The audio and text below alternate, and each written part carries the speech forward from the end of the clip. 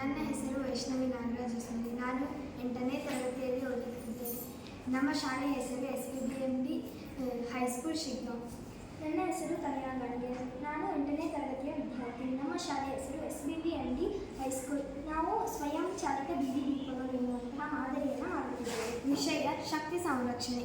ಮಾದರಿಯ ಹೆಸರು ಸ್ವಯಂ ಚಾಲಿತ ಬೀದಿ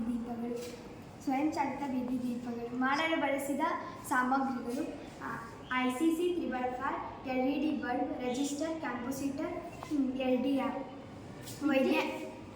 ವೈಜ್ಞಾನಿಕ ತತ್ವ ವಿದ್ಯುತ್ ಶಕ್ತಿಯನ್ನು ಸಂರಕ್ಷಣೆ ಮಾಡುವುದು. ನಿತ್ಯ ಜೀವನದಲ್ಲಿ ಅನ್ವಯ ವಿದ್ಯುತ್ ಶಕ್ತಿಯ ಅಪವ್ಯಯ ತಡೆಗಟ್ಟುವುದು. ಭವಿಷ್ಯದಲ್ಲಿ ಇದರ ಪ್ರಾಮುಖ್ಯತೆ ವಿದ್ಯುತ್ ಶಕ್ತಿಯ ಅಪವ್ಯಯ ನಿಭಾಯಿಸುವುದು. ವಿದ್ಯುತ್ ಶಕ್ತಿಯ ಒಂದು ಅನುಕೂಲಕರ ರೂಪ. ವಿದ್ಯುತ್ ಶಕ್ತಿಯ ಬೆಳಕನ್ನು ಪಡೆಯಲು ಸಾರಿಗೆ ವ್ಯವಸ್ಥೆಯಲ್ಲಿ ಮನರಂಜನಾ ಉಪಕರಣಗಳಲ್ಲಿ ಮತ್ತು ಜೀವನಕ್ಕೆ ಅನುವಾಗುವ ಮಿಕ್ಸರ್, ಬಟ್ಟೆ ತೊಳೆಯುವ ಯಂತ್ರ ಇನ್ನೂ ಮುಂತಾದವುಗಳನ್ನು ಬಳಸುತ್ತಾರೆ.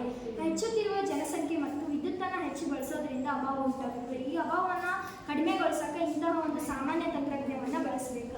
ಮತ್ತು ಸ್ವಯಂಚಾಲಿತ ಬೀದಿ ದೀಪಗಳಲ್ಲಿ ದ್ವಿತೀಕೋಶಗಳನ್ನು ಅಳವಡಿಸಲಾಗುತ್ತದೆ. ದ್ವಿತೀಕೋಶಗಳಂತಂದ್ರೆ ನೇರವಾಗಿ ಬೆಳಕನ್ನು ವಿದ್ಯುತ್ ಕೋಶವಾಗಿ ಪರಿವರ್ತಿಸುವುದನ್ನು ಸ್ವಯಂ ದೀಪಗಳಂತ ಹೇಳ್ತಿದ್ದಾರೆ. ಇನ್ನು ಈ ಮಾದರಿಯನ್ನು ಸಿದ್ಧಗೊಳಿಸಲು ನಾವು ಬಳಸಿರ್ತಕ್ಕಂಥ ಉಪಕರಣಗಳು ICLM 3x5.